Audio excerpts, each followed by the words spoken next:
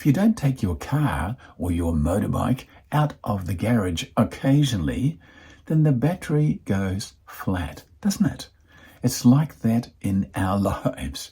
When did you last charge up your own personal, emotional, spiritual battery? When did you take a break if you needed to?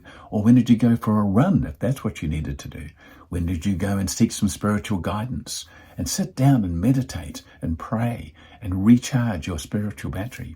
When did you take a good look at your finances instead of just letting it drift along?